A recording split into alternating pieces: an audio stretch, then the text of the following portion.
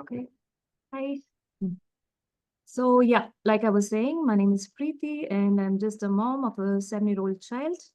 By profession, I'm a gynecologist, but we shifted countries, so I'm not working yet.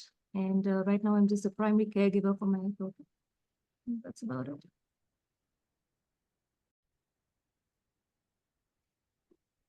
So I would like to ask you, what is the AAC system that your daughter is using, and when did you start using it? For how long have you been using it? We started using it when she was 3 years old, because that's when we researched about what we could do to help her. And that's when we, just stumbled onto the whole AAC world. So we started right off at 3 years. I wish we had started earlier, like at 18 months.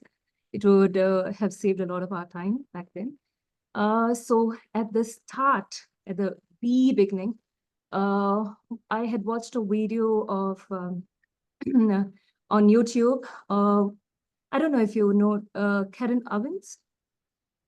She, yeah, she's just a mom of multiple children with multiple disabilities, and they use pod in their family. So that was the first video that I saw of her using alternative access pod communication system with Angela.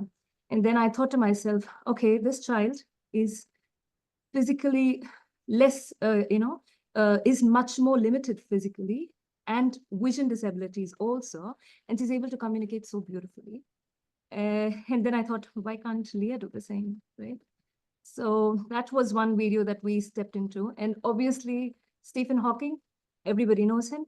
So I was like, wait, this guy can't move a muscle and he's still able to communicate so well. So there must be some way. So the people we asked, or the specialists that we asked, nobody knew about AAC. So we had to do a research all by ourselves and get in touch with people who were not in India back then. And yeah, so that's how we started with AAC. So the first thing we did was introduce yes and no cards. I just had a shiny green card to indicate a yes, and a shiny red card to indicate no. And Leah had different ways that she would indicate a yes or no, but there was not a solid single form of yes or no. So I could understand because I used to observe her, but the others in the family, they had no idea if it's a yes or a no. So we started with these two cards saying that, okay, every time, Leah, you want to say yes, you just touch the green card. Every time it's a no, you touch the red card. And I used to respect every form of way that she would say yes or no. So if she's going to look away for a no, I would say, hey, you're looking away, it's a no. And I would touch the red card from her so that she understands that there are different ways that she can show. If somebody doesn't understand when she's looking away, she can touch the red card to indicate no to the person. So this was the very, very basic thing. And Leah picked up in a day. And I was like, hey, this is so cool. She picked up in a day. So that was a good start for us. And then I think I watched a lot of videos on, yeah. Want to highlight, sorry, I just want to highlight how intuitively you picked on that strategy where Yeah, we verbally reference the behavior and try to make it symbolic. and uh, exactly. I and think, we know that children with Rett syndrome use a lot of indigenous gestures, right? So which only probably the primary caregiver, so, parents and she would had her understand. ways of communicating. It's not like she never communicated with us. Right, She right. had her ways of communicating. It's just that we never were attuned to the ways that she was communicating. So as parents, we just assume. But if you take a step back and you just observe the child, observe every action that they do, clarify if that's what they really mean, and then respect their voice, then it changes it completely. There are many times I've assumed wrong. And then when I clarify it with Leah, that's not what it is. So it makes a huge difference there. Yes, right. So yeah, so that was the story about the yes or no. And then the next step was we wanted words to be introduced. And so I looked up at every video on pod communication system I could, because we didn't have a device. I knew about the Tobii Dynavox and eye gaze system, but it costs a lot. So we didn't have money back then. Uh, we could not afford the software for the communication. Even if it's on an iPad, we could not afford the software. And then I thought, okay, we need a different way. And the only thing that made sense among the options was the pod communication system. And honestly, we didn't have money to buy the pod CD, and it was COVID. Nothing was getting delivered. No therapists were available. We only knew Vidyasagar in Chennai, which works with children with cerebral palsy. We gave a call and they said, well, it's COVID. We're not meeting anybody now. So my point was, should I wait for 1 year or do I do something about it myself?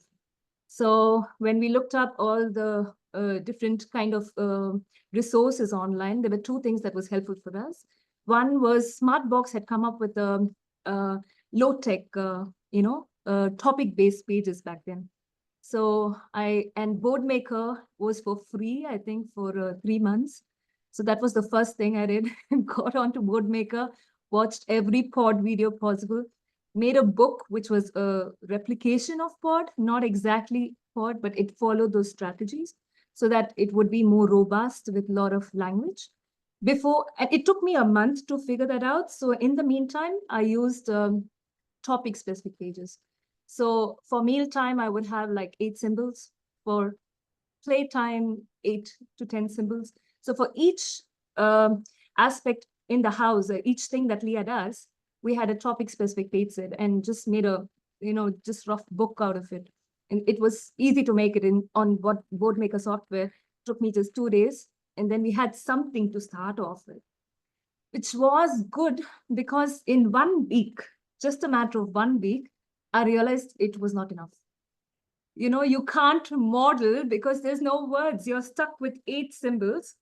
And how many times are you going to say eat, eat, eat, eat, eat, nice, good, yummy, yucky? That's it. You speak so much with a child, and there's no words to model on that sheet of paper. That was really difficult. And the second thing was Leah can bang on the whole sheet of paper, but not point. So now she can't answer, though I can talk to her with it. So I was lost. Like every video you see is direct access. Okay. Right. And when you look at alternative access, the videos that's available is Tobii Dynavox, which is not affordable. So that's the reason we ended up with the pod communication system. And it was good because we had started with a yes or no training. So we did have the topic specific pages, and then we started introducing partner assisted scanning. So for her to understand the concept of partner assisted scanning, I can't directly do it on the symbols. So we had to do it in a play-based manner. So every day she got to choose what she wants to eat: an orange, an apple, a banana. 3 different options she gets to choose. She got to choose everything from the clothes that she wears to what toy she wants to play. So we started introducing multiple options. So by options, I don't mean showing her the options physically. I mean, of course, that is one. But what do you do when you don't physically have something? So that's when partner assisted scanning came super handy. So I would ask her, do you want to play now? Do you want to read a book? Do you want to go for a bath? And then repeat the same thing in the same sequence, really slow, so she's able to process it in the same sequence. And once she's understood the 3 options, give her each option in the same sequence, one after the other, and wait for her to say yes or no. So it was easy because she had a yes or no, and now she just had to pick among the 3 options that I gave her. The time she says no for all the 3 options, okay, I go ahead and give her more options. So slowly she got used to making her own choices and picking up choices from partner assisted scanning, which I think it really changed a lot from there, because that was the start for her to use the pod communication book. Otherwise, it's just tap, tap, tap. I want to say something, and I have no idea what she wants to say. So the So yes or no, did she indicate using the cards that yes or no was indicated using the cards. And once she was proficient with the cards, we made these tiny, like matchstick box kind of size yes or no symbols. and I would help her to move her head. She doesn't have the motor plan to move her head, nod her head up and down. She still doesn't. So we tried that for almost a year, but she can look away like that to say no. But when she has to move her head up and down, she still finds it difficult. So now, over time, she looks away for a no, and she just touches my hand for a yes. So we don't have cards. I don't have, even if I don't have anything, I can still communicate with her. She can touch my hand if it's a yes, and she can look away if it's a no. If I am busy and my hands are busy and I'm far away from, from her, I just tell her, Leah, look at me for a yes, look away for a no. And then when she looks at me, I know it's a yes. So these are strategies, because we're not always free. We're not always having these equipments. So we need to find useful strategies to have handy at all times. Yes, So absolutely. Which includes gestures like exactly. these as well. Exactly. So I think that was, I mean, she did develop a point occasionally because she kept seeing us pointing, and she was very eager about the symbols, and she kind of started learning the meaning of the symbols, even though there wasn't communication from her side, but the understanding of the symbols was there because we kept modeling it throughout the day. So that was a good thing. Though she could not point, there was something that was sinking in. So by the So time we got the habit device, building. yeah. So by the time we got the device, she could actually use it because she knew what the symbol meant, you know.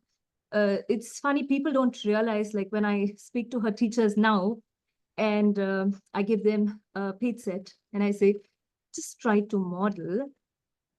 They don't realize that the child doesn't know how to read. The child is actually looking at the symbol. The teachers can read, they read and, oh, this is so easy. And then I give the same page set in Chinese, and then they can't do it. Right. So that it takes a while for adults to realize that the child cannot read. The child is learning the meaning of it by the symbols. And unless we use that symbol in a particular occasion multiple times, it doesn't mean anything. So it's sometimes it's frustrating with a new team because they just assume, yeah, the material is there, and they assume magically the child has to just know it. And it doesn't work that way. It doesn't work that way with a newborn. They don't just come and start talking to us. The same way it doesn't work that way with a symbol communication system either.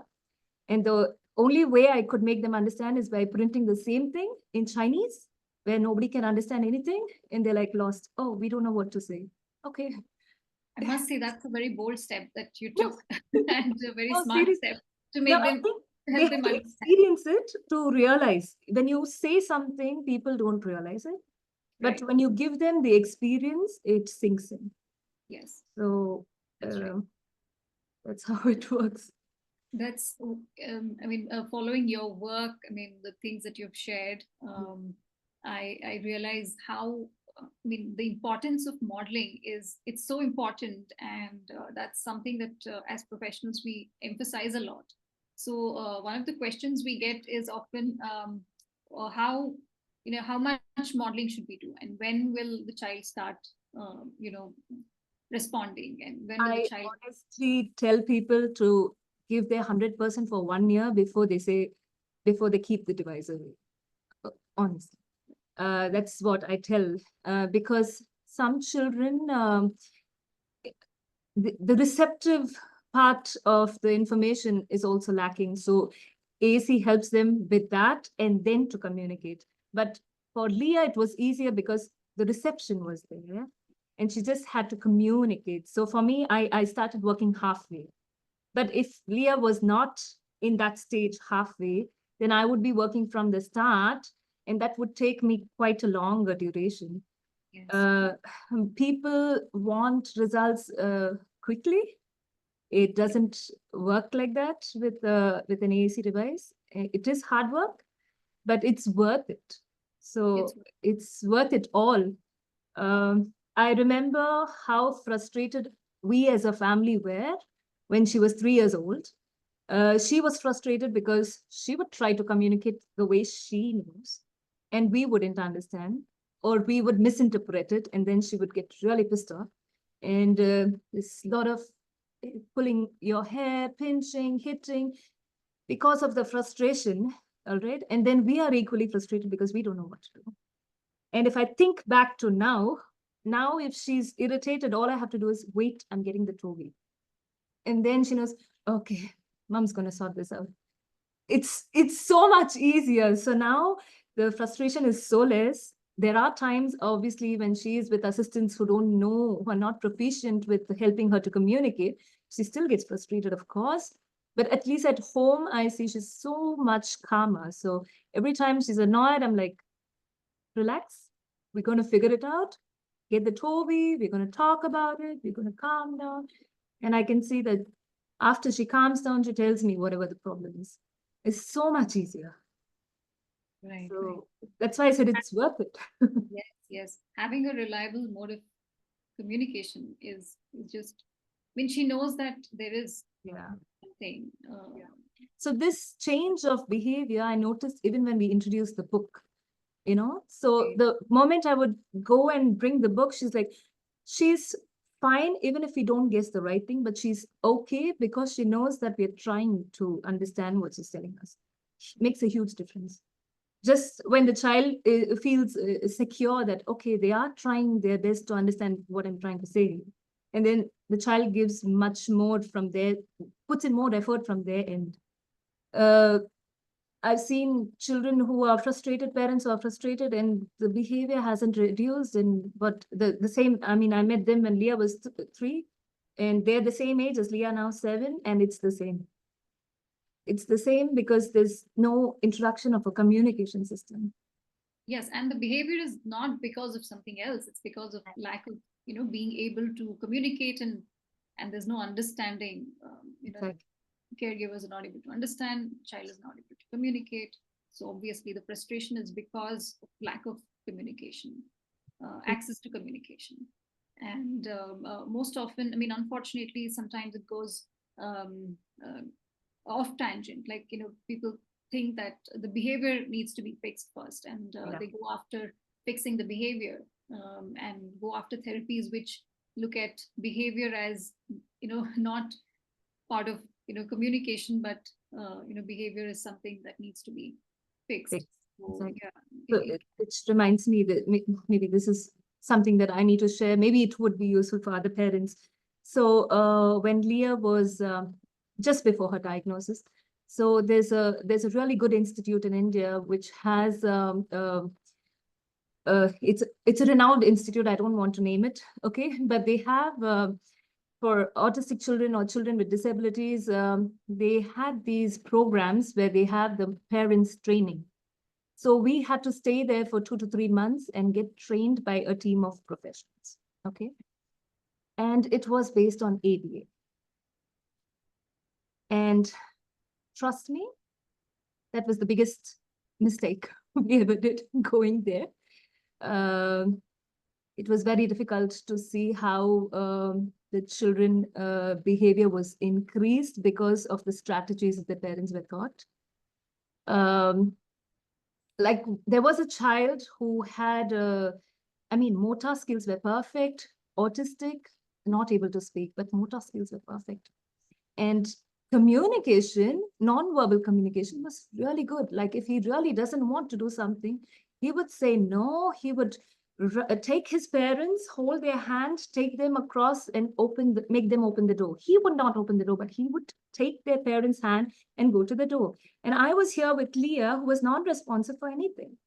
And I thought, wow.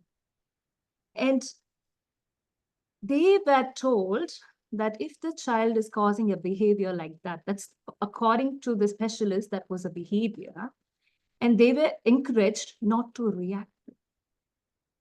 And for 2 hours, the poor child was hitting his head to everything. He had a big bump and he's bleeding, and the parents are just sitting.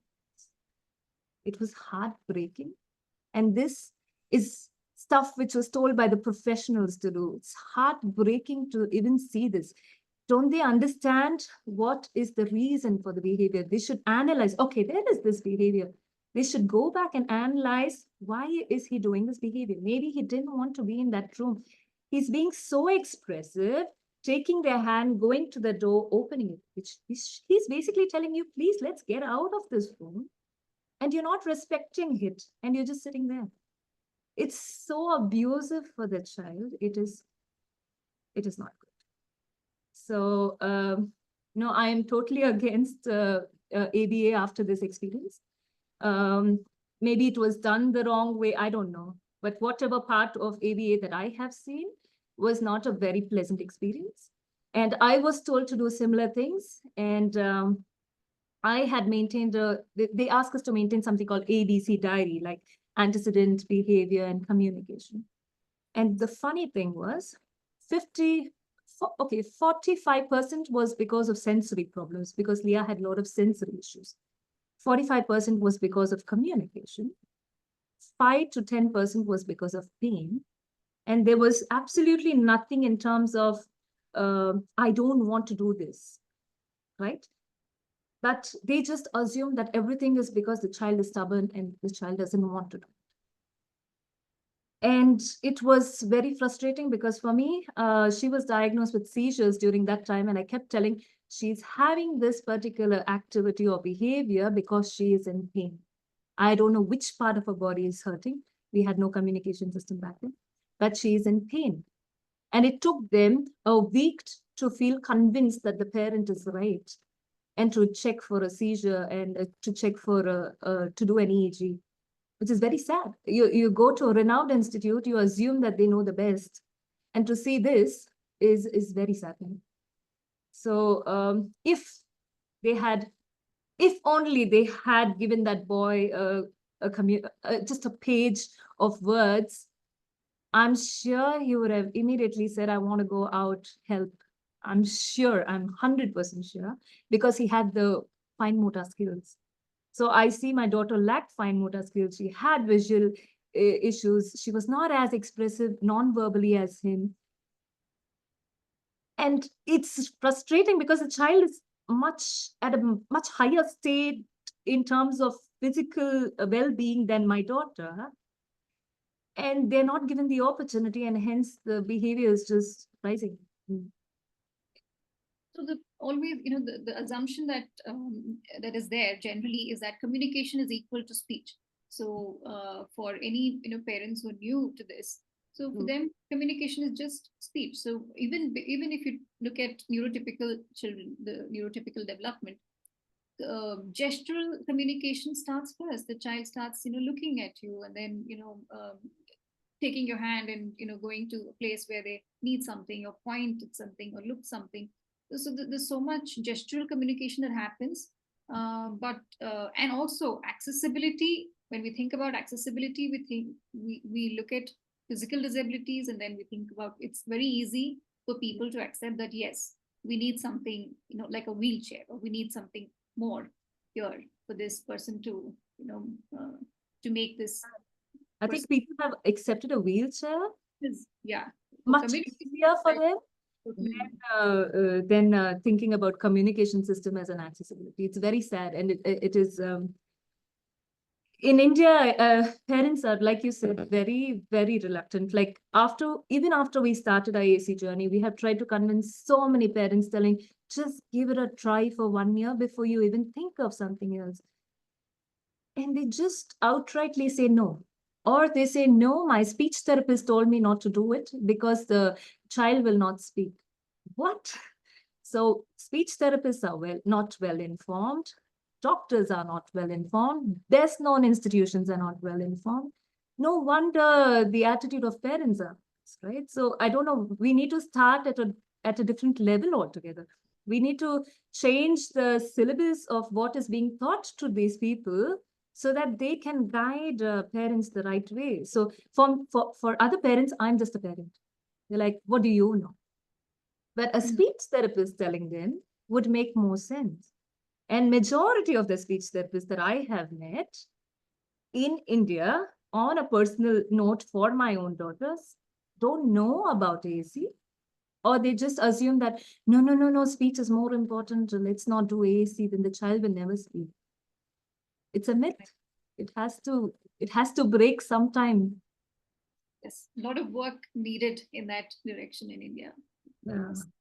It is sad. It is still the same after 5 years, but hope it changes. So yeah, so now through training and through courses, I think a lot of It is, I mean, there are more people aware, which is a good thing. awareness is much better. But like I said, some things have to be changed. It has to be baked into the system.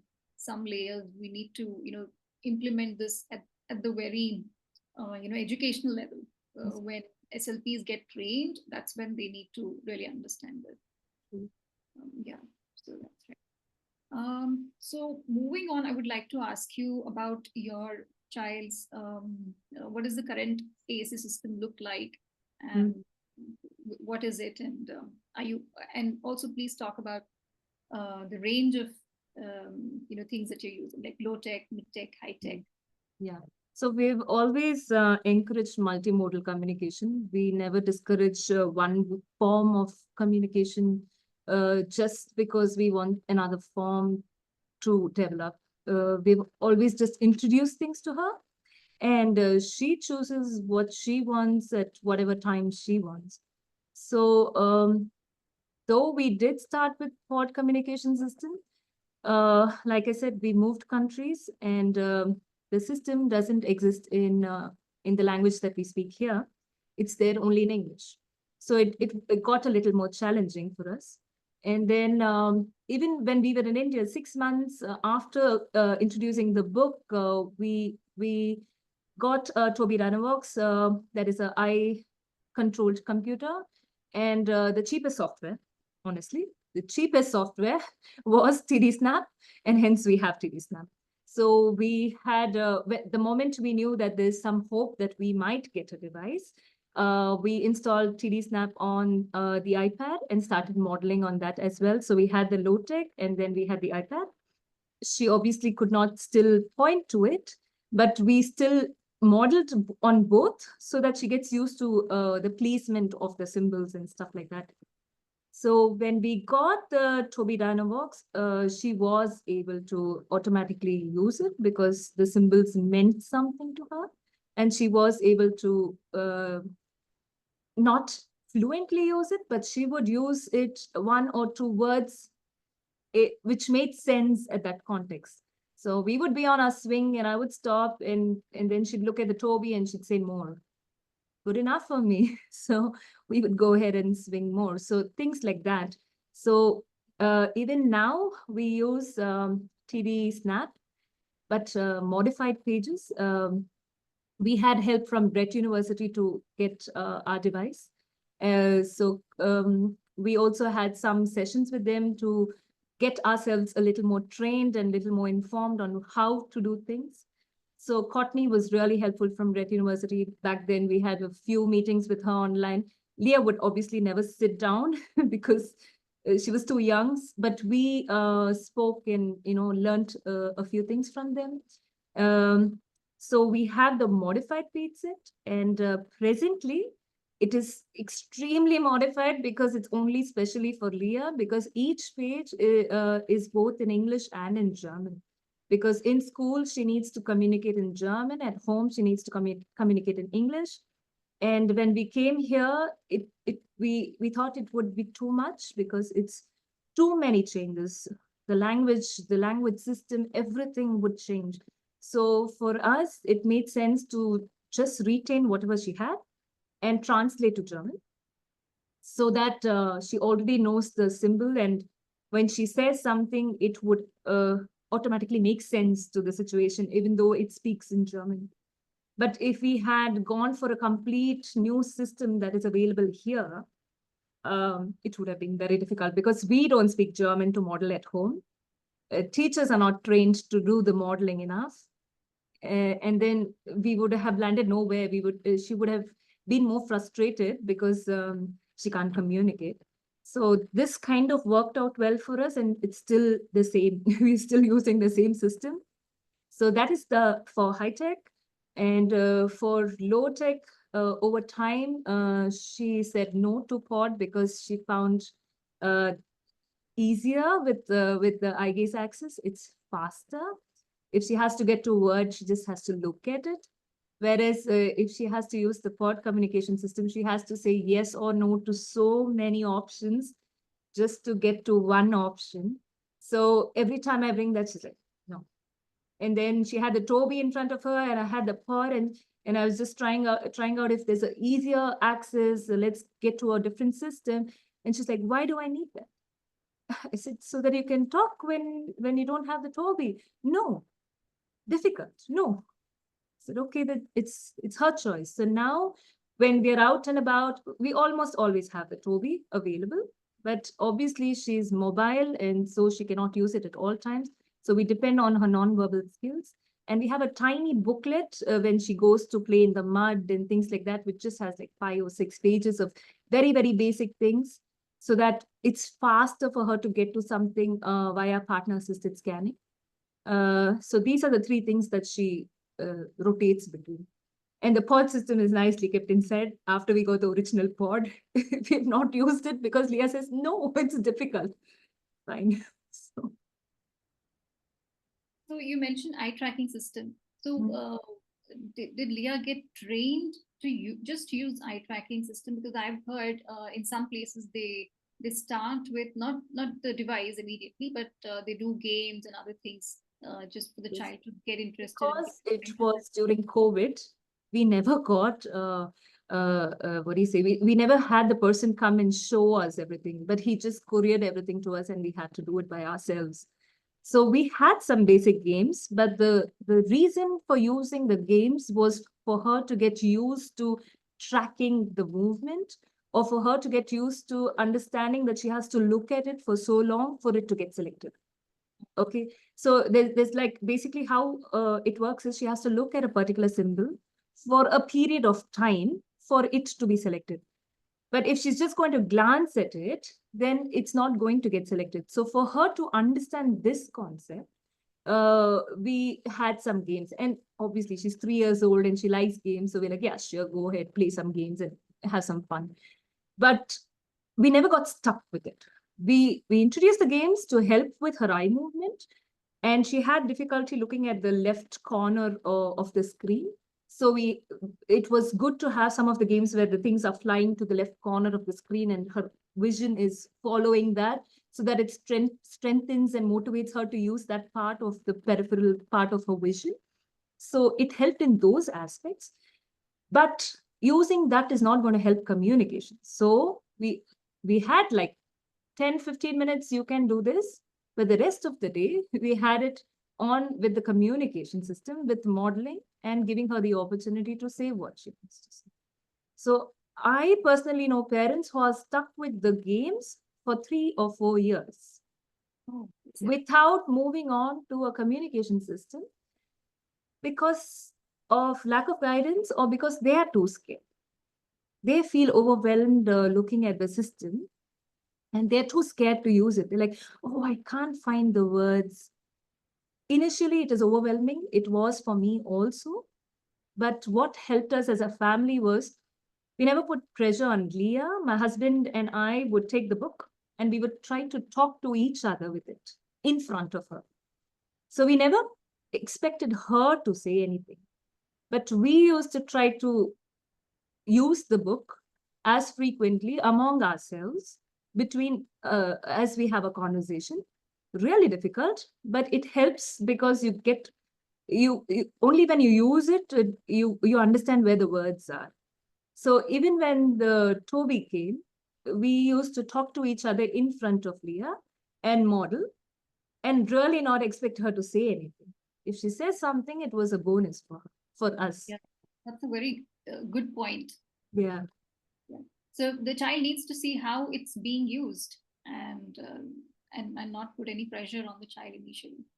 Yeah. And the Because child is taking it all in and understanding, okay, in this context and this is the vocabulary that they're people can using. speak this way. Okay, that's it. Yeah. That's it. They just need to know that, oh, this is a fun way and they can actually talk to each other. Because the moment the spotlight is or even with Leah, the moment the spotlight was on her, she would be like this. I don't want to use it. I don't want to talk.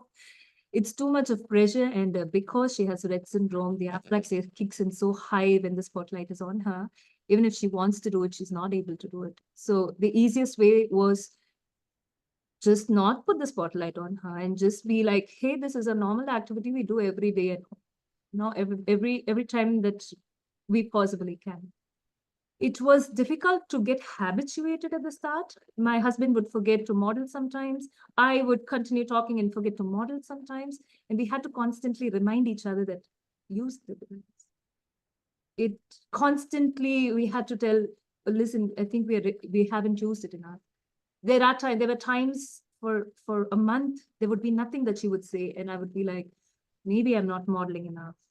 Then we would get back to modeling during more times, and waiting. That was the greatest struggle for me. I was like, I can go ahead and model, but waiting to learn to wait was really a struggle for me. I had to shut my mouth and wait for 20 seconds, tick tock in my head for her to say something. Even Right. now, it's a struggle for me. Sometimes I just have to just tell myself, just shut up. Don't say anything. Just shut up. Because of the Rett syndrome, Leah takes time to process the information. And she has to, it's difficult for her because she has an idea in her mind. And she's new to the system. She doesn't know where the words are. And she has to pick the important words of the sentence that she's thinking, and then think where is that particular word on the device, and then stare at it for this long time or so to get to that word. And by the time she's able to do it, I go ahead and start saying something else or change the topic. She's lost her turn. Yeah, the track is, Yes, putting her off the track. it's gone. Or sometimes we will repeat the question, but she's already done the work to get to the answer, and she's about to answer, and then When she's just about to answer, I open my mouth and repeat it, and it's gone. and then it's gone. Yeah. It's so even to date, I honestly struggle to shut up. I know it's really difficult for me, but I try to, as much as possible, try to just keep quiet. And I've started I fill in the gap with by just saying, Leah, I'm just waiting for your answer, rather than asking the question again or changing the topic. I just say, I'm waiting for you.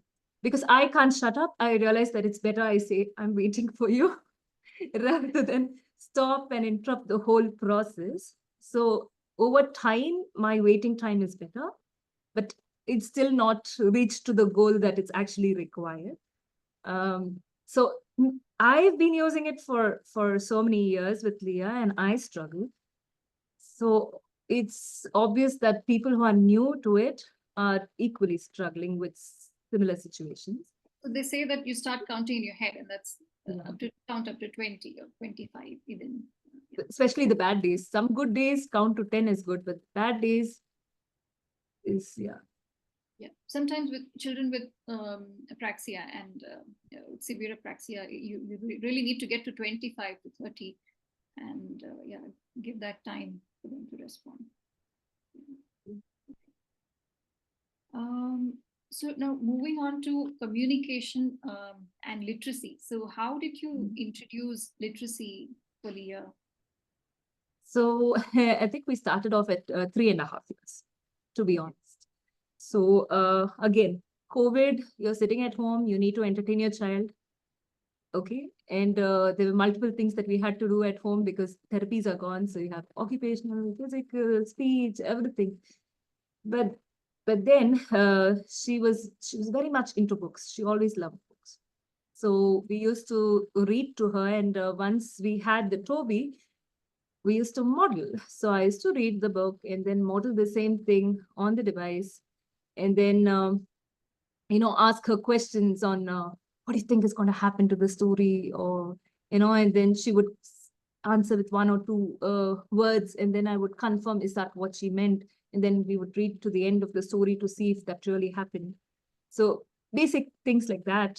And then started introducing alphabets. We had this really big alphabet card, because she had visual disabilities, she could not see these tiny alphabet cards. So we had this really, really big alphabet cards, and it had a plain white background and only the main picture, which is really good for children with CVI because there's no background clutter. It's only one picture. Back then, I didn't know she had a visual processing issue. I just knew, okay, with Rett, you have some amount of visual processing issue, but she was not officially diagnosed with CVI. But that was her favorite alphabet book, flashcards. So we started introducing alphabets via those flashcards. And then again, thanks to COVID, there was a lot of information on how to start literacy for our children. Learned a lot during that process. And then slowly started phonetics with her. So started teaching her the sounds because with she just needs to hear. It's okay if she's not able to speak, but she needs to hear and she needs to learn to code and encode in her brain to be able to read. So for us, it didn't matter that she can't speak as long as she's learning everything in her brain. So we started doing basic activities like just alphabets and phonics back then at 3.5. And I think at 4 years of age, Kate had started her, Kate Earn, she started her AAC groups online. So yeah, so we just joined that so that we get more ideas on what we really have to do. And it was good because in that online meetings, Leah got to see other children using devices, got to see, she was motivated by looking at them. She never really participated that much back then because, see, it is challenging. She has to use her eyes to look at what is happening, and she has to use her eyes to answer something. And the time gap that is required for Leah is much longer than other children. So by the time other children would have answered, Leah is still in the time of processing. It was challenging, but she really enjoyed it because maybe because of the music or because she got to see other children, and and we got to learn some basic things back then. But over time, I would say it is lot of webinars. Rett University had a lot of training, information videos. And then on all of these conferences, they had these, Karen Erickson had some talks. Uh, so I just happened to just log into everything and figure out what to do and buy all those books, and then started reading more to understand, okay, how does this work? But at the end of it, in spite of all the learning phase, I think at the end of it, what has worked out for us right now, or what is working out for us right now, is you take the curriculum that the normal children have and then just change it in such a way that it's accessible for our children. That's the easiest way. So for now in Germany, I just see what the other children are doing, and then we figure out ways which is possible that Leah can answer or access the material. How is she able to answer those things? And then that's how we go from there, because that's the easiest way. So there was a book by Anne Sullivan. She's from the UK. She's a special educator, and her book, I just bought her book to start teaching Leah phonics and basic things at the start. But her book was very informative because it really made me understand how to train my daughter who doesn't have motor skills and who had difficulty with her vision. So what strategies I had to do to help her see, help her make a choice, and help her answer. So these kind of techniques which were there, I learned by reading these books and watching informative videos. And we try to follow the same strategies till date with Leah, because that is what accessibility is all about. It's about doing the same stuff, but how do you do it in an accessible way? So we are still learning. There's so many things like currency. I'm blanked out. How do I teach currency? Blind children, they can feel the money. My daughter cannot use her hands very well. So how do I do it? So it is challenging. Every concept that is taught in the school, it is very challenging because we have to analyze, have have to really think, okay, how do we do this? How can Leah answer this? How can, I mean, teaching is easy because you're teaching the same concept. But how do you understand if she has understood? How do Right. you get her to answer it? Those are the challenging steps, which has even to date, like every week it's challenging for me. Every week is a new concept. I'm like, oh God, what do we do with this new concept now? So I'm sure that's the challenge we face as professionals as well. yeah, And as far as India is concerned, we don't have that technology available that can cater to children with complex communication needs. But like you said, like you pointed out, there are two parts to teaching. So teaching the concept, you can make it fun, engaging, interesting, and you can do it in a way that's suitable for the child's level, language level, communication level. But then how do you know the child has understood? So the child has to obviously indicate in some way that the child has understood. true. And that's when the access and everything comes into play. Yes, that's quite So challenging. we almost rely on her eye gaze or her hand touch and give options for reading. I mean, not reading, for writing. For reading, because of her CVS, she gets totally visually fatigued by reading like 10 words, and she's done. So, well, I'm okay as long as she's reading 10 words a day and knows how to, figure out the reading aspect of it. She can she can still listen to the rest of it and understand, because reading comprehension and listening comprehension is the same part of the brain anyway. So if a person is completely blind, they're going to listen and comprehend. There's audio books. That's where the accessibility comes into play. But it's challenging because there isn't one person who can guide us with with it. Every time it's you have a team of professionals and you still have potholes, unfilled potholes, which it is actually, it's like, yeah, we are swimming, we have a little help, but we're always sinking, and it's very challenging to figure out, okay, what is the stuff that's not filled in. So, but if we do it right, it's worth it, because at the end of it, my daughter is not going to have all the symbols, all the words on the device. She has to learn to get to the alphabet page and spell what she wants to. So I think literacy is very important, because that's going to fill in the gaps in her communication. She still to date gets frustrated sometimes, goes to the repairs page and says, I have something to say, I don't know how to say. And I can't help her because I'm guessing all wrong stuff. I don't know what's in her brain. And the only way I can help her to get rid of this frustration is if she can learn to write what she wants to say. And for her to learn to write, she has to learn all this stuff about reading and writing and how it works, just like other children, to get to a stage where she can go to the keyboard and actually pick the letters that she wants, make the word that she wants. It's a huge, huge process. We are still at the baby steps, but we hope to get there someday. So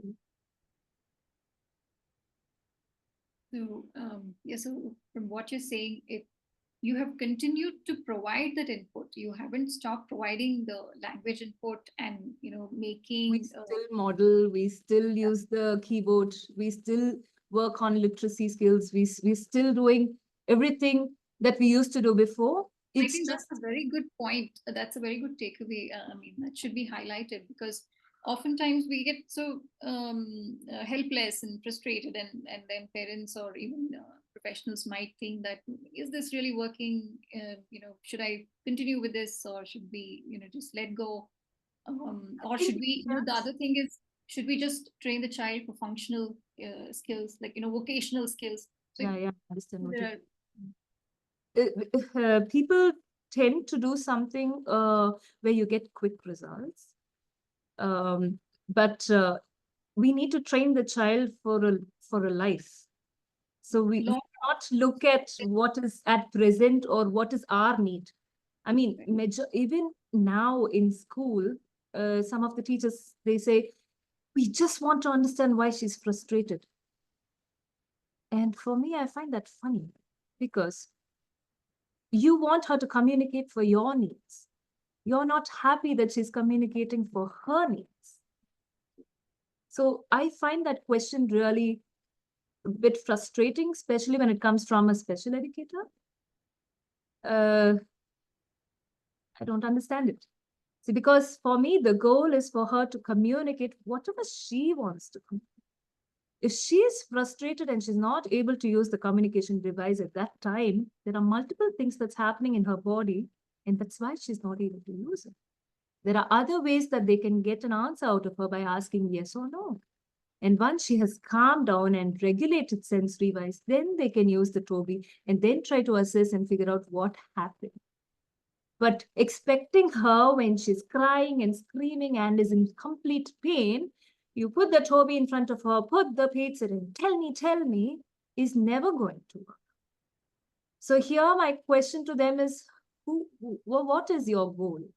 You as a teacher want to know why she's angry, or is your goal to help her be able to communicate at a situation? So it doesn't make sense to me when such questions come up, but it does come up.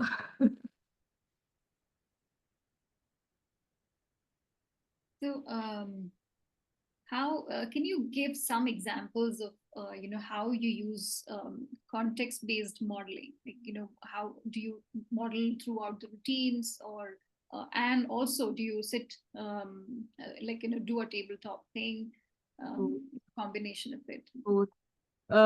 When she's eating, we have the Toby in front of her because she's eating. It's so much easier for her to actually, because she's seated in a place, it's a lot easier for her to talk. But initially we were said, sorry, initially they said, try to use these paid sits, which are for mealtime.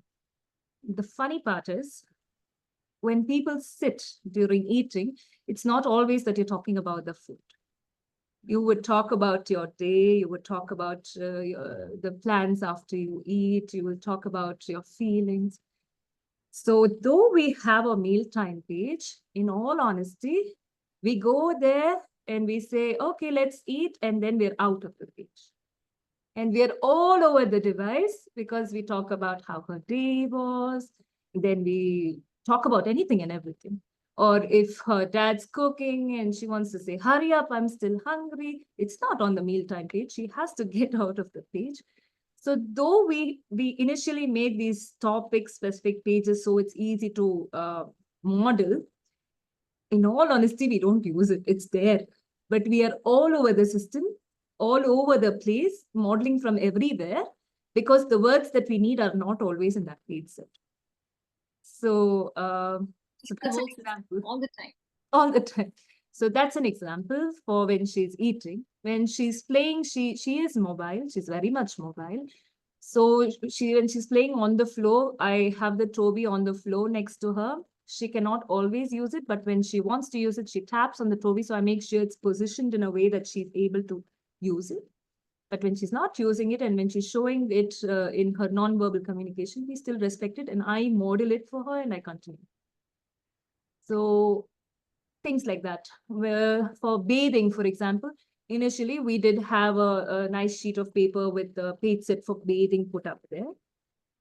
But majority of the time, the language is not even there. So I can't model it.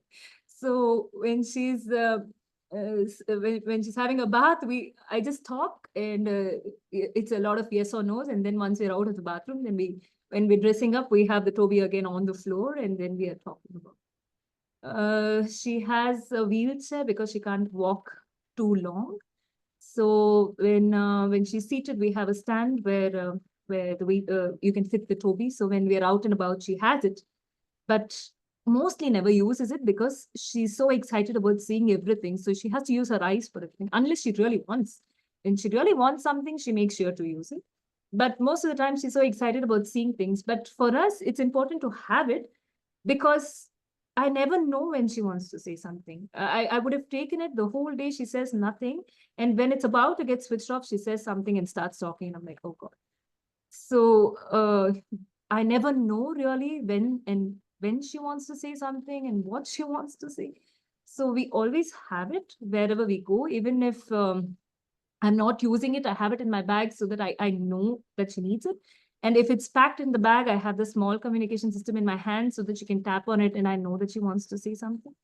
It is not easy to always have something. So that's the reason why asking multiple questions and yes or no is something that has worked out for us as a in the family, because it's I would say if the child was physically not mobile and was in the wheelchair, then they would have the Toby at all times, and then they would communicate. It is very challenging for us because she is mobile and she likes to run around like other children, and she uses an eye gaze system. And it's for example, I take her to a play area with her friends. I know I need a communication system, so I have the paper based version, but majority of the time she's not bothered about it because she just wants to play. So I need to assess the situation. Does she want to say something or not? But I have it so that she can indicate to me that, listen, I want to say something, get me my tool. So if I don't have it, then I am doing a lot more of a guesswork on, does she need it, does she not need it? So we always have some way where she's able to express telling, I want to talk. And then we are able to expand on it. You know? And Yeah. we also have a floor stand. So there are times when she's most sensory regulated when she's lying down. So our best time of the day is when we just relax on the couch. She's lying down next to me and we chit chat about anything and everything. And she tells me funny stories. Of late, like we've been traveling this whole year to many places. So now she has this funny thing from past 1 week or 2 weeks. Every day she goes to the countries page and she's picking up different countries. Those are the list of places that she wants to travel next. So, so we there are times when we do nothing, we just lie down and we're like, okay, let's just talk about something. So both context based on the context of what is happening, and sometimes really do nothing. We're just lazy couch potatoes and we just want to sit and just talk. Just like you would talk with any other child, you just talk. Yeah. So that's the point. So just like what how you would talk to any other child. So sometimes parents say that what do we talk about? I'm at a loss. Like what do we really talk about? So we do this, topic. We send out homework like Monday it's picture talk day, and then Tuesday this and that. But then beyond that, what do we talk? So I just say talk to them like you would talk to a normal child. I mean, like any other child. So just chat about your day, like how your day was, and then If talk they about have a adult, I mean, if they have a sibling, then the parents find it easier because they know what they have to do. know what to. But if, for us, it's just Leah. So initially, even I was like, what does a child of her age do? But thankfully, she has cousins of her age, so it got easier the moment you start observing what they do, what are their likes and dislikes, what kind of games they play, and then we start introducing the same stuff to Leah. It gets easier. That's But I understand what you mean by the from the parent side, because it was like that for us also, because we don't have an elder child that is typically grown for us to have experienced that, you know. So right. it gets a little challenging. What do you talk about? But Yes. then you notice other children of that age asking 100 billion questions, and then I think over time you attune yourself to automatically speak about those things, even if the child is not asking that question, just because you know that children that age tend to do that. Exactly. But it takes Yes. Yeah. In it this takes context, time. even I have Googled sometimes, what do, Yeah, teenagers sometimes, what do they talk about? So, yeah, Google comes up with a list of yeah. questions, topics. It's So, yeah, challenging. it is helpful in this context to compare with peer group. Like, To, what are to they talking understand what are the about? children of the same age doing or learning or asking, so Yeah. that we are able to provide a similar experience for our children. Right. What kind of songs are they listening to? What kind of movies are they interested in, or what kind of sports are they exposed to? And yeah, that's The experiences Leah has compared to her, cousins is very different. I was just reading a storybook for her. I mean, we just started chapter books, so we were reading Amelia Jane by Enid Blyton, and there was something about acorns, and they had to beat the acorns. And for a moment, I realized my daughter has never done that in her life. So how is she going to understand what is beating?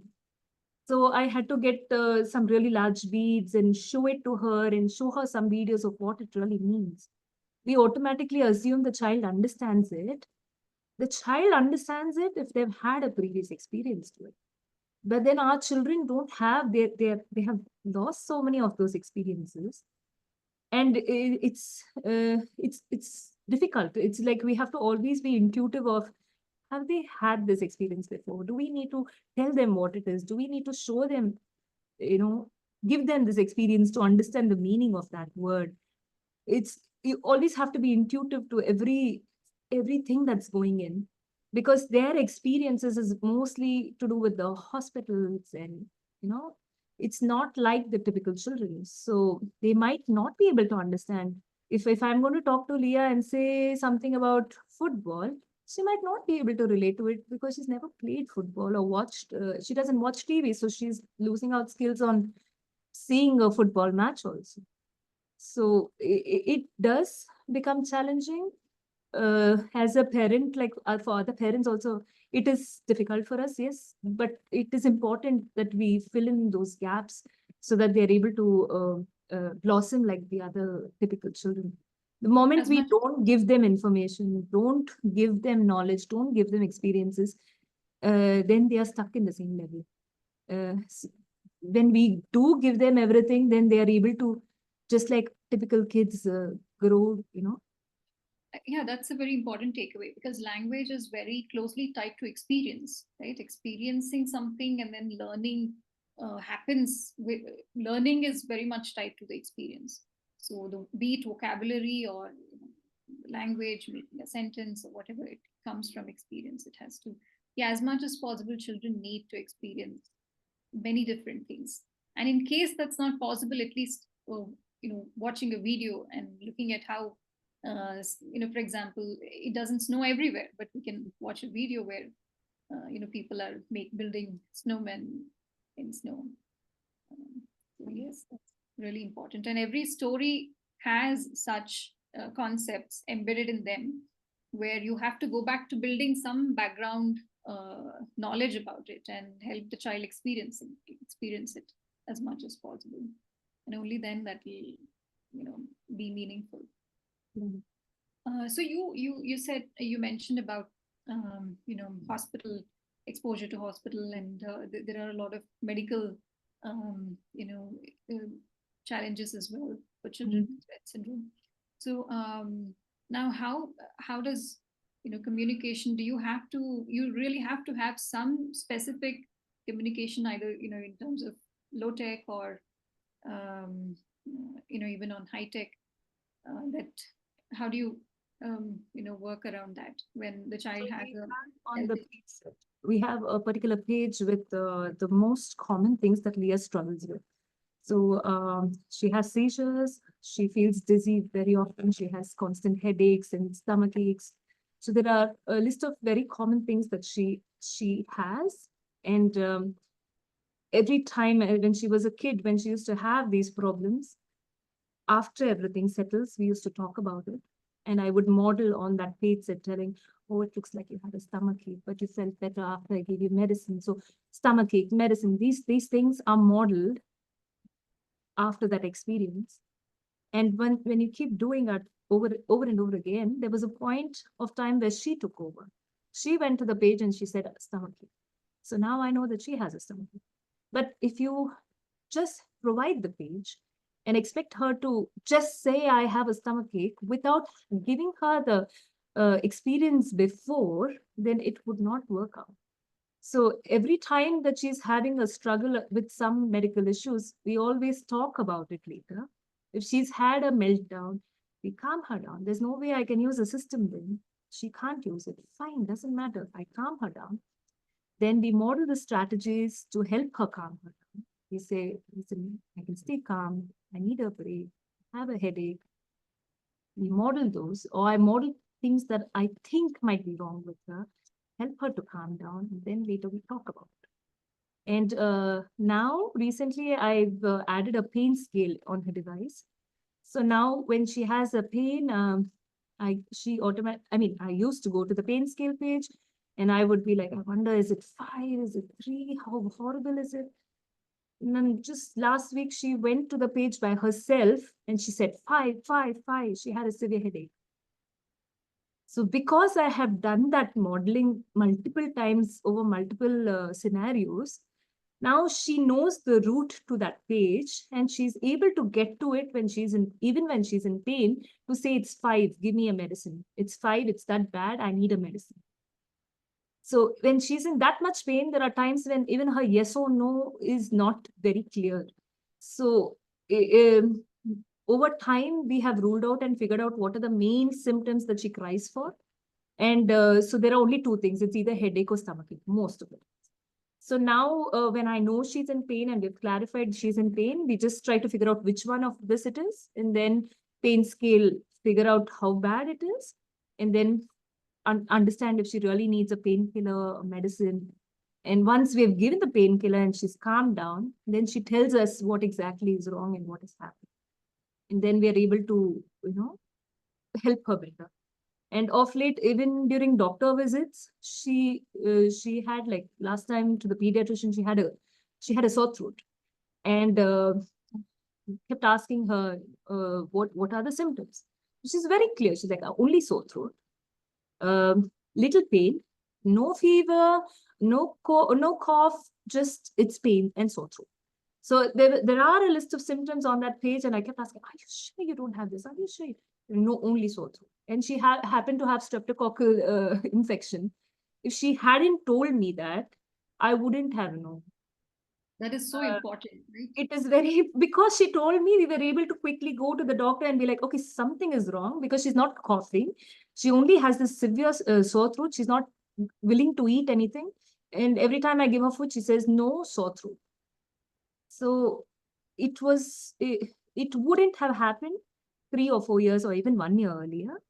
It has happened now because over so many years, every single incident, we talk about it, we model, make sure that, and we keep the symbols in the same place. We don't keep changing them.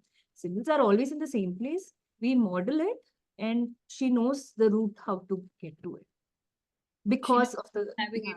Yeah. how to navigate It's and get to it.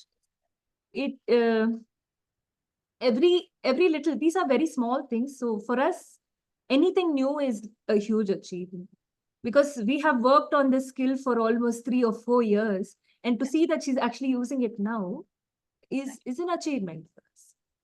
So And the 3 or 4 years, yeah, we should yeah, remember that, because it is, you've consistently modeled for, consistently over a period of time, and that's why she's able to indicate discomfort, pain, and that is so important. Otherwise, you would end up just guessing. You might be guessing it wrong. You might end up giving the wrong medicine. Right? That's really, I think, crucial. And many parents are worried about that aspect when it comes to communication. A child being able to express discomfort, pain, and where it's paining, and what does the child need. Yeah, I think that's really many important. parents at the start, when I meet them, they say, I just want my child, I just want to understand what she wants at that time. They just want to get rid of the behavior aspect. But then communication is much greater than that, like I make her favorite food, and for her to say it's delicious, thank you. It's not that I'm trying to understand what she wants at that moment. It's just basic thing like saying thank you and food was delicious, mama. So the parents have to understand that it's a lot bigger than just trying to understand what is wrong with the child right now. What can I do? That is the communication that you want. But the communication that the child would want is totally different. So you have to help the child to communicate in all aspects for all kind of purposes, all kind of things. So initially, I think the real start, no, because of the ABA, we were also introduced to PECs. And in PECs, phase 4 or phase 5 or something is when they ask questions, when they describe things. And the first word my daughter had pointed to was yummy after eating one of her favorite food. And in PECs, the first phase and all is just you give the card nouns. Yummy is not a noun. Yummy comes under phase 5 or 6 of pegs. So Could if, have yeah, introduced. and that was her first word. And how will you use specs for a child who doesn't have a motor skill? Right.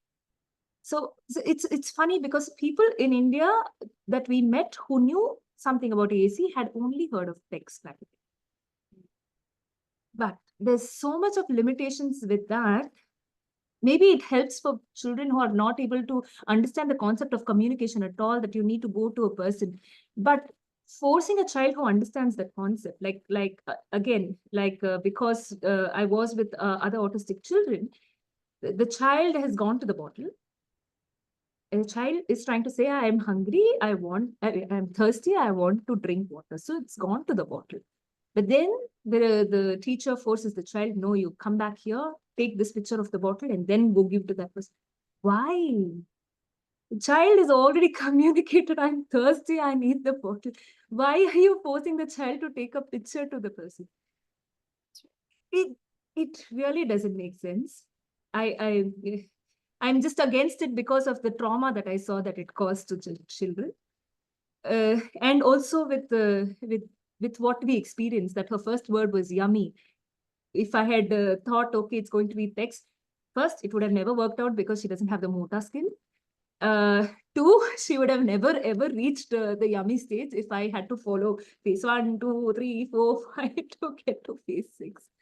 So when I meet parents, I tell them, please go for a robust system. However overwhelming you feel it at the start, you have to have all kinds of vocabulary. You never know what the child really wants to say.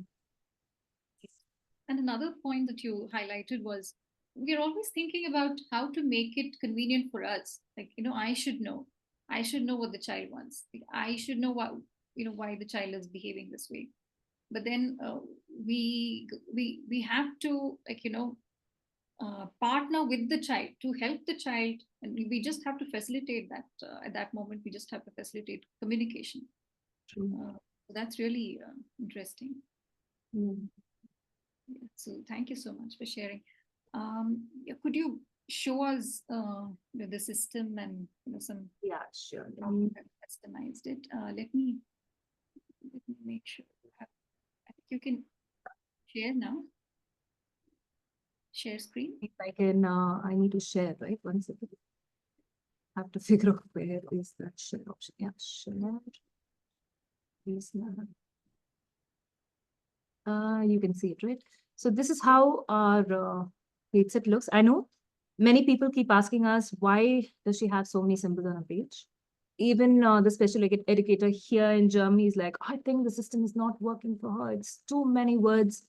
She's competently using it in English at home. And if she's not using it in school, it is not Leah's fault. It is the environment and the teacher's fault. That's all I have to say. Because they're not waiting long enough, they're not giving opportunity, or it's too loud, whatever. But it's working well at home. That's what I know. So we have a bigger page set because she's an eye gaze user, and she is able to look at each particular symbol with her eyes with ease. All right, it's not like she's having it difficult, and for an eye gaze user, it's very difficult to get to a word and to navigate. Okay, when when you have fine motor skills, you can go click click click click to 20 pages and get to a word. For a eye gaze user with apraxia, Leah really finds it difficult. So we try to have most of the important words in just 3 page navigation. Yeah. Yeah. And which is achievable only with this. But if I go smaller than this, she is not able to use, because then it's too much words that she has to scan. And she's not able to pinpoint to a particular symbol with ease. So this is So, optimal. yeah, 56, this I think this seemed is 56, optimal for her. Yeah. 56 words per page. This is. Yeah. Yeah. So here we have a page for describing words, and then for, again, bad descriptors, then for feelings, and then we have the page for describe. In that, again, we have different like positions, quantity, shape, size, color, pattern, texture. This has stayed in the same place from the beginning to now. So it's not like the place of it has changed. I find it funny because sometimes professionals, they try to, even in the big center that we went to when we started Yes or No, they said, why don't you change the cards, flip it and see, maybe she's just touching it by mistake, to test if she's able to understand it. And she did correct herself and pick the other thing. But the thing is, don't do it. Why don't you believe your child? If they're picking something, believe it, no? It's you don't have to keep testing. Okay, some people are like, oh, she was finished, let's change this into some other place and see if the child is able to. Ah, right, I get it. No, don't do that, because it's Unnecessary, like, totally unnecessary. yeah, Yeah. you understand, right? Like in our phone, if we have to use the QWERTY keypad, and then like simple from Android to this iPhone, if I have to swap itself, I find it difficult, I because know. then I have to use my brain extra to see where every letter is and then type. So Exactly. I also give the example of, suppose you go to the walk into the kitchen, yeah, one fine morning, and everything is changed. The place of masalas and everything is changed, yeah, and you have to cook a meal in 1 hour and figure out where everything else is. it's So yeah, it's difficult. Yeah. so returning the symbols helps with the motor planning, and it helps Leah to communicate faster. So we have not touched the placements from the beginning. It's the same. So she has a page for food and drink, and obviously we didn't. There wasn't Indian food, so we have our own pictures here and there, which we have put up. As long unless we model it, it doesn't make sense to Leah. But when we have the food, we model it so she knows, and so she can ask later at a different time. And then we have places, and then date and time with the categories for days, numbers, month, year, time. And like I said, every page swaps to German and then swaps back to English, because she has to use both languages. And then when you go to categories is where you have the bunch of nouns. And then people page is customized. So each of these have photos of the people. I could probably only show my family because that's okay. So she has specific photos to identify her family. Uh, she has a quick fires page with where she can quickly go and say hi or thank you.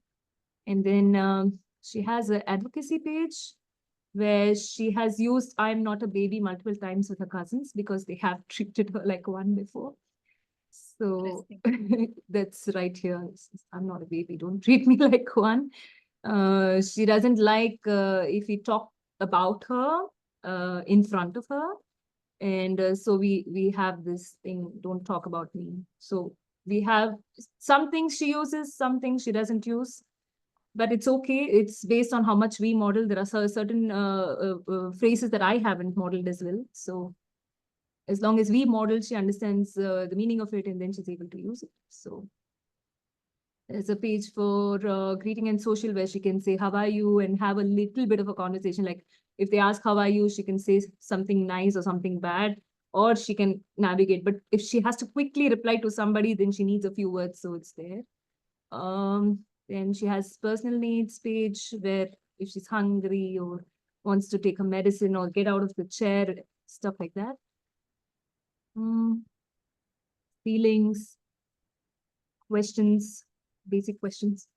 Repairs. Here she keeps saying when she has a struggle to say something, then she does come here and say, this is too hard, give me a second. Or she says, it's not on my device, or sometimes.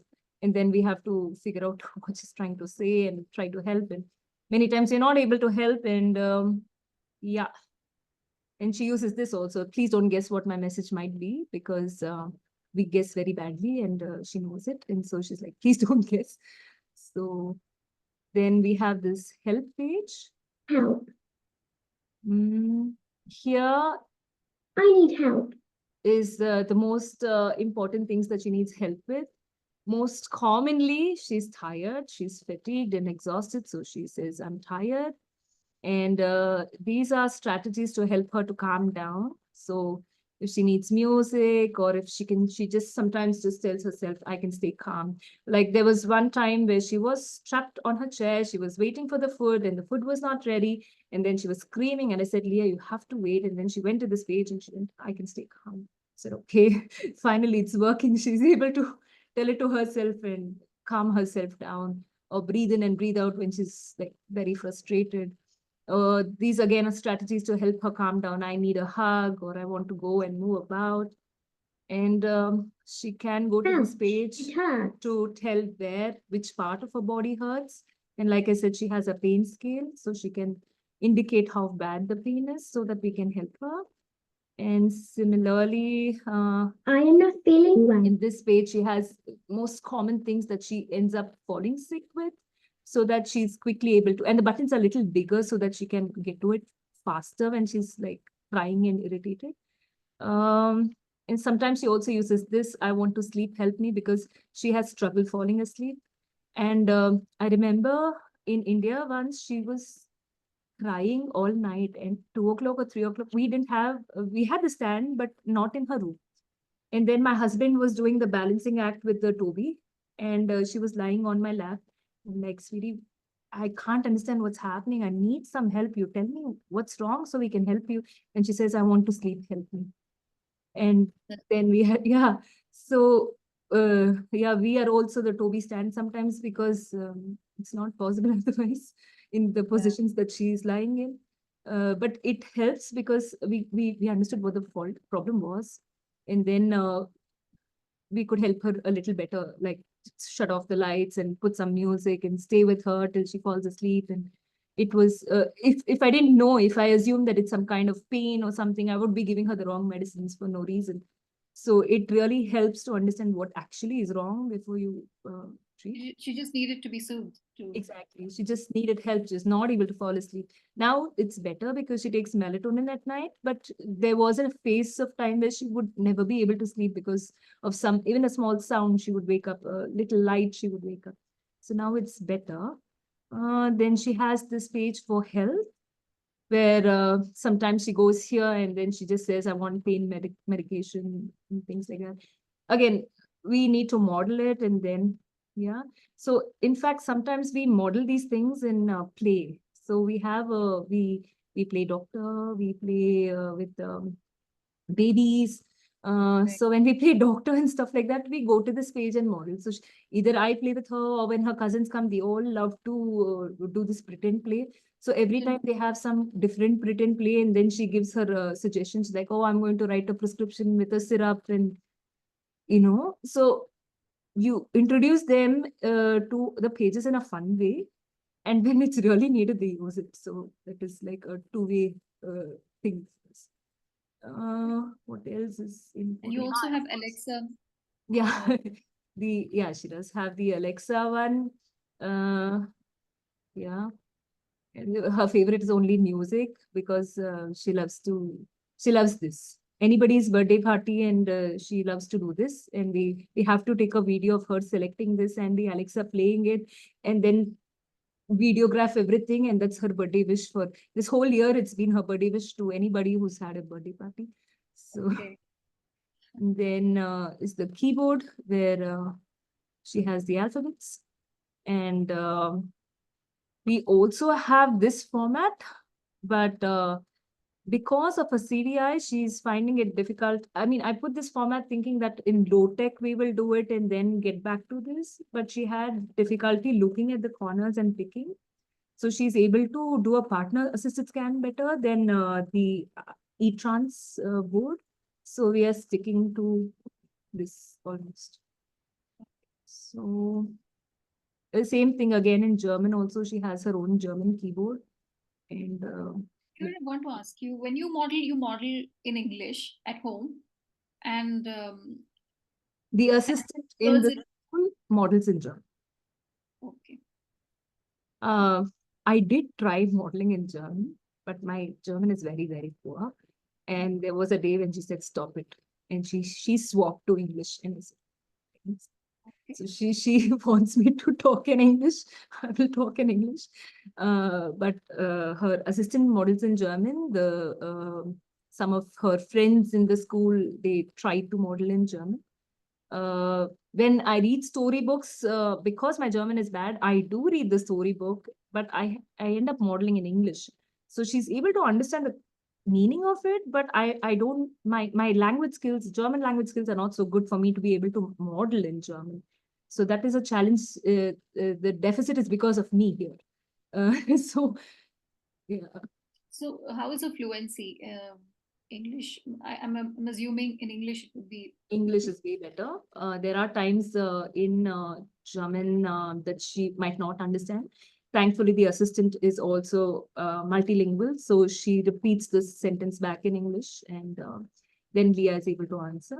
So it has been a struggle. Like, we are here for 3 years, and even I struggle with the language. It's not that easy because they don't see, in India we can manage with English, even if the person speaks in Tamil or Kannada, we are still, there are words in English, or people are able to understand English. Here, it's like everything is in German. So it is actually very challenging for us. And when we did literacy, we did English for 1 year. She was able to read up to words. Okay. But then when we started German, the letters look the same, but they're pronounced differently. It started, she was getting confused. She was answering in with her English knowledge in her brain in the school. Okay. So, and then it started getting too much because you have school, and then you have therapies, and then you have to learn German, you have to learn math, and then learn English. So we had to forego English for the last 1 year because it was confusing her too much. But So hope now is the literacy instruction in is in German? completely in German. Okay. Yeah. So you're not trying English. There's no time, in all honesty. The problem is the time factor. Yeah, and also it's really difficult to Yeah. do so much and accommodate so much. Yeah. So I do have, let me see if I have it. Yeah, this is yeah, I have a copy of it. This is a very, very, very basic booklet that we carry around when we don't have the device. So it has very basic words, and here, whatever is bold, if she selects that. Now, this is via partner assisted scan.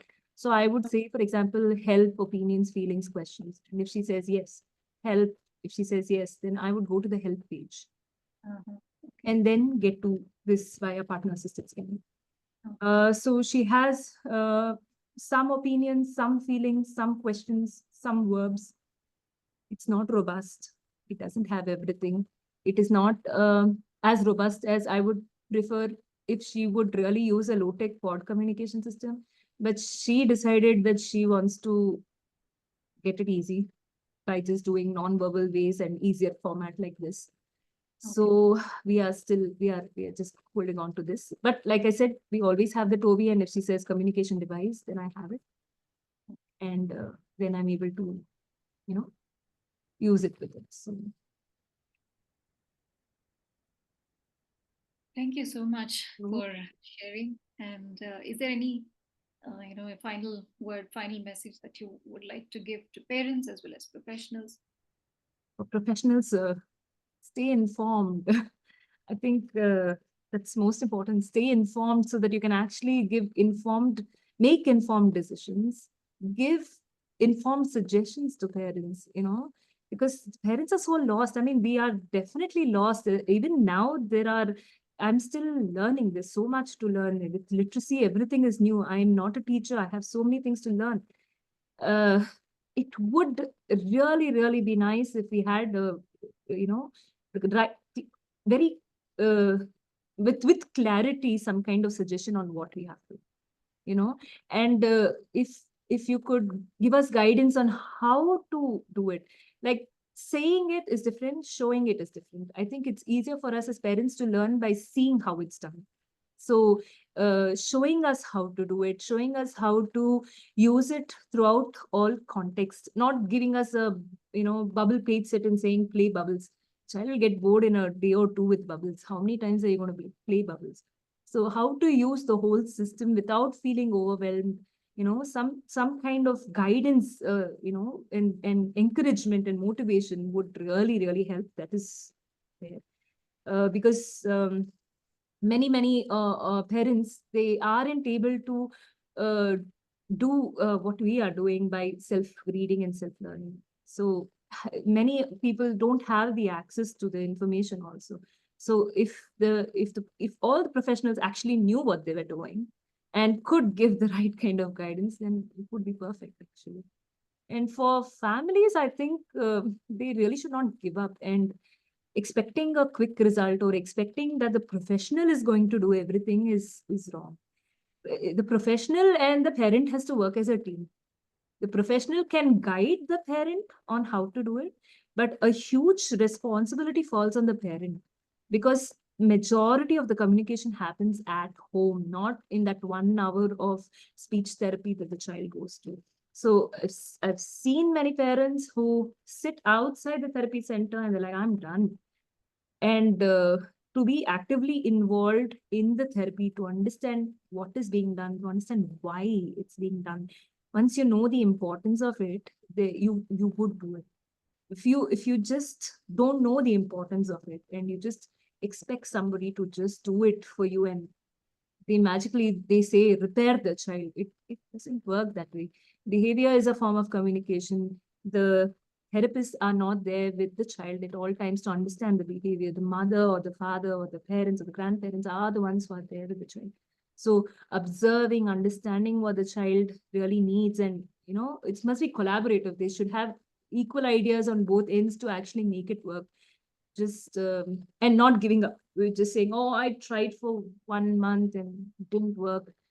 Try for 1 year, like give it 100% effort and don't expect your child to use your device for 1 year. Then you will see results. But the moment you have expectations, the moment you don't try your best for that 1 year, you give up easily or overwhelmed with the device, then it gets difficult. It's sad for the child. It's we can make it possible. So, and it's worth it. So I think they should really try.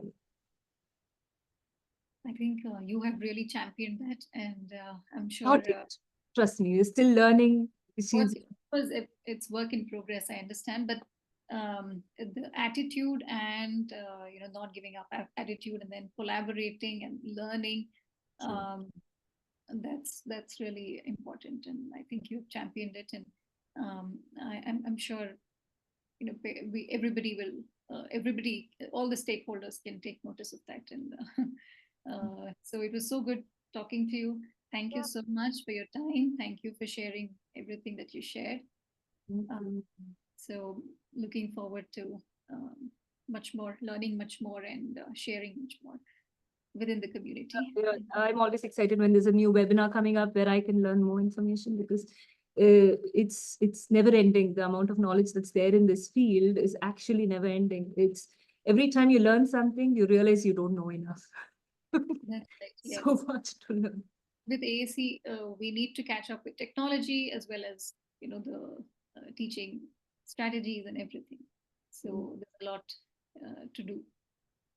Thank you so much, Preeti, and thanks for sharing. Most welcome.